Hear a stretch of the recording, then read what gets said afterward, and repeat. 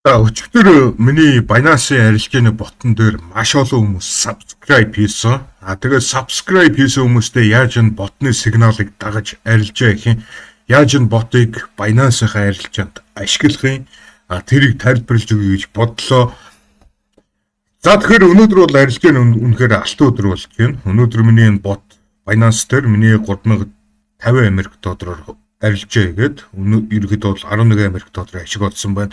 Тэгэхээр энэ бол нэгэсэндөө робот миний Binance аккаунтын дотор байгаа мөнгөөр крипто арилжаагээд 24 цагийн туршид тасралтгүй арилжаагээд мөнгө олж өгнө гэсэн. Тэгээ зарим тохиолдолд арилжаан дээр алдна. Зарим тохиолдолд ерөөхдөө бол арилжаан дээр ашиг олно. Ямар ч тач миний ганц найдаж байгаа зүйл бол одоо ашиг олж байгаа нь алдагдлаасаа их байгаасаа л гэж найдаж байна. Одоогийн байдлаар. За тэгээд ерөөхдөө бол энэ зүйлийг их гэж би 1 жилийг зарцуулсан. Одоо ерөөхдөө бол өргөгөөж ингэж өгöd байж байна. Одоо хэдүүлээ энэ арилжааны сигнал гэж юу гэдэг тэрийг харъя. За энэ ботны арилжааны сигнал нь чи харагдаж байна. Хамгийн эхлээд энэ бот ICP гэдэг энэ coin-ыг Binance дээр 167 Америк доллараар худалдаж авсан байна. За энэ сигналыг дагахтаа нэгдүгээрт цагийн заавалчгүй хараарай. 3:51 PM дээр энэ ICP худалдаж авсан байна. 2 минут хэрвээ сигналаас 2 минут л хоцрох юм бол тухайн сигналыг шууд алгас. Яагаад вэ гэхээр ханшин өөрчлөх чинь. Энэ ботны худалдаж авсан coin-ы ханшин өөрчлөх чинь 2 минутын дотор. Тийм учраас хэрвээ энэ дээр байгаа сигналууд 2 минут хоцорсон л байх юм бол алгас ойлгосон. За тэгээд дараачих нь болохоор энэ ч энэ ICP гэдэг coin-ыг ямар ханшаар худалдаж авсан энэ харагдаж байна.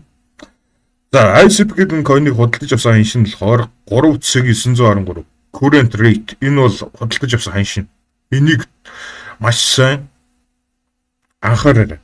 Ердөөсөө цаг худалдаж авсан ханшин. Энэ хоёрыг заавалчгүй эхлээд шалгаарай. За худалдаж авсан ханшин 3.913 гэж байна. Тэгэнгүүт нь та нар яах вэ гэхээр Binance руу орлоо trade. Trade дээрээ дарлаа. Тэгэнгүүтээ spot дээрээ дарлаа. Тэгээд яах вэ гэхээр за Binance-ийн spot trade цонхон хэмжээг гараад ирж байна. Одоо хэдүүлээ AXS гэдэг энэ coin дээр жишээ авчээ. Энд чи bot AXS гэдэг энэ coin 4:11 PM дээр 1.814-оор худалдаж авсан байна.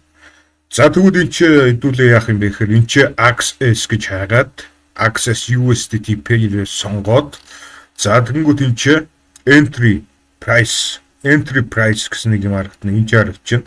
Entry price дээр нөгөө ботны entry price 1.814-ыг оруулна. Доотлолт нь болохоор хэрэг хэмжээний AXS coin-ыг одоо худалдаж авах юм. Тэрийг оруулна.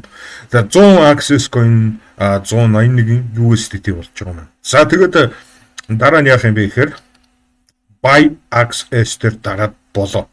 Тэгэнгүүт ирэхэд бол AXS энэ coin-ыг 1.814-оор худалдаж аван шүү гэж захиалга өгч байгаа байхгүй. Тэгээд AXS гэдэг энэ coin-ы үн ханшин 1.814 дээр очих юм бол шууд автоматар чи худалдаад авчна гэсэн. За одоо анхаарлаа хандуулаарай. Худалдаж авсныхаа дараагаар 1.814-ийн 2% нь тэр calculation хийх хэрэгтэй. 1.814-ийн 2% нь яг хэд юм? Тэгэнгүүтээ ердөөсөө 1.814-ийг 2%-аар ихсгээл энэ ч одоо чинь 1.838 гэж оруулаад зарах захиалга өгч чинь. Авах захиалга чинь хийгдэж дууссаны дараагаар 2%-аар өсгөөд зарах захиалга өгч нэ гэсэн. Ойлгосон. За ингээд энэ ч энэ бот AXS гэдэг энэ coin-ыг худалдаж аваад энэ ч AXS гэдэг coin-ыг зарсан байна. Худалдаж авсан үн ханшин 1.814, зарсан үн ханшин 1.838. Тэгээд ирэхэд бол 1.117%-ийн ашигтайгаар зараад 1.964 USDT-ийн ашиг олсон байна. За ингээд ирэхэд бол өнөөдрийн худалдаж авсан coin-ууд бараг бүгдээрээ зарагдсан байгаа.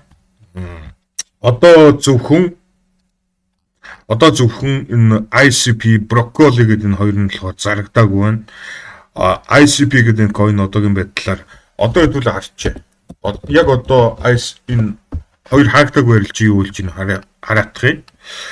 За ICP гэдэг энэ coin одоогийн байдлаар хасах 135-тай явж байгаа юм байна. Broccoli гэдэг энэ coin болохоор одоогийн байдлаар хасах 108-тай явж байгаа юм байна. Тэгэхээр энэ бот яад юм бэ гэхээр ерөнхийдөө бол scalping арилжааг энэ ботны тохиргоонд оруулсан байгаа. Scalping арилжаа гэдэг нь худалдаж авсан coin-оо 1-2% ашигтай бодонгууд нь зараад ингээд бага хэмжээний ашигаар олон удаа арилжаанд ороод ингэж ашиглуулдаг стратеги байхгүй. Тэгээд stop loss гэдэг нь болохоор ерөнхийдөө бол хэрвээ худалдаж авсан үнээс чинь хэдэн хувиар унахаар автоматар зарах юм. Тийм тохиргоог чинь stop loss гэж хэлдэг. Ерөнхийдөө бол маш чухал хамгаалтын гурим stop loss гэдэг нь. Хэрвээ би одоо stop loss-оо хасах 5%-аар оруулах юм бол худалдаж авсан үнэ ашнаас худалдаж авсан coin маань 5% унах юм бол шууд автоматар зарчна гэсэн үг. Миний хувьд бол stop loss хасах 10%-аар оруулсан байгаа. Тэгэхээр яагаад ашигаа 2%-аар аваад stop loss 10%-аар оруулсан бэ? Магадгүй та нар ингэж бодож байгаа.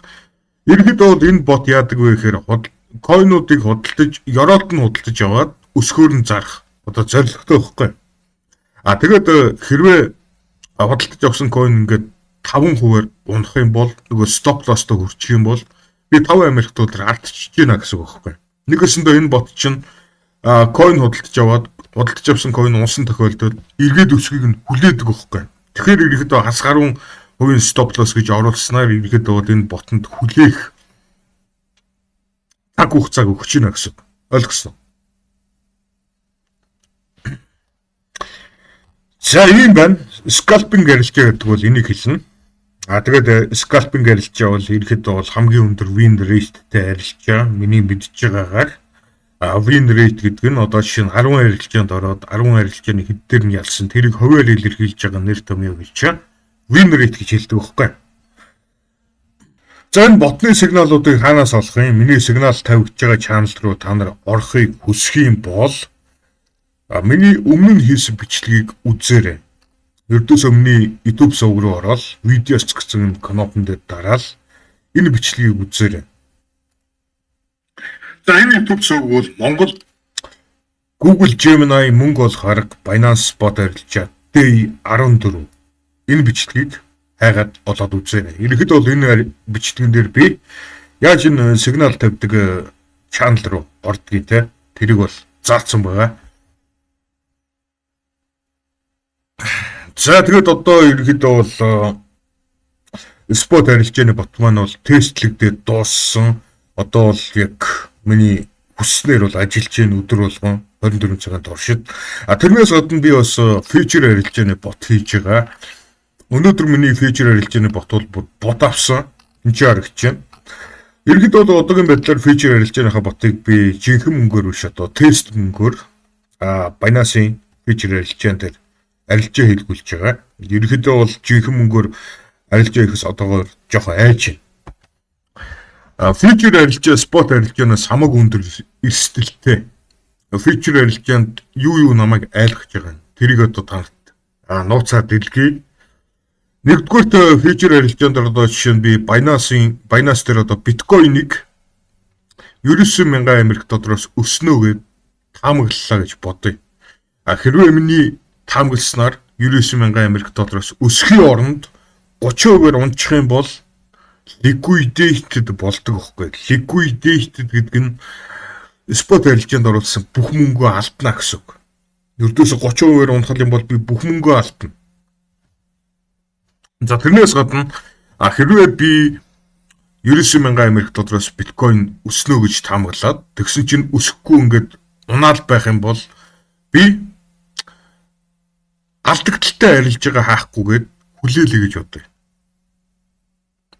Хүлээж байгаа явцад 8 цаг тутамд Binance фьючер арилжаанаас шимтгэл авдаг байхгүй. Ийм хоёр том айдас байдаг. Тэгэхээр ерөнхийдөө бол фьючер арилжаан дээр яг жинхэнэ мөнгөөр арилжаа хийж одоохондоо зүрхлэхгүй байна. Одоо би танарт аимшигтэй маруулъя. Миний тест мөнгөрөөс арилж ийн үр дүн харагч чинь би 120 Америк доллар алдсан байна. IP гэдэг энэ coin дээр би 120 Америк доллар алдсан байна. Хамгийн амар юм нь 120 Америк доллар топ байгаа юм биш зөө. Хамгийн амар юм нь хас 27 гэж байгааз.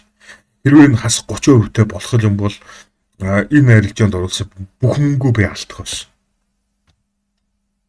Гэхдээ сайн мэдэр нэх юм бол энэ 16 coin-ийн арилжаанд ороод 15 дээр нь ялаад би нь ялагдсан. Гэхдээ яг жинхэнэ мөнгөний арилжаан дээр бас энэ үр дүн арай өөр байх болно. Яагаад вэ гэхээр тест мөнгөний арилжаан дээр slippage тэгээд slippage гэж юм харагддаг байхгүй. Тест мөнгөний арилжаан дээр та нар slippage гэж юу гэдгийг өөрсдөө судлаад үзээр YouTube дээр тэр тухай тайлбарлах бол зөндөө юм бол.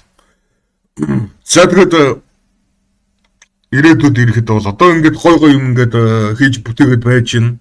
Миний хувьд бол одоо ChatGPT, Gemini энэ хиймэл оюуханы боломж потенциалуудыг нь бүр шавхтал нь ашиглаж гин одоогийн байдлаар ирээдүйд крипто тоглоом төртэй тиймэрхүү юм хийх гэж оролдоно гэсэн бодолтой байгаа. За тэгээд одоо юм яриад явах. Дараагийн дугаараар уулзъя.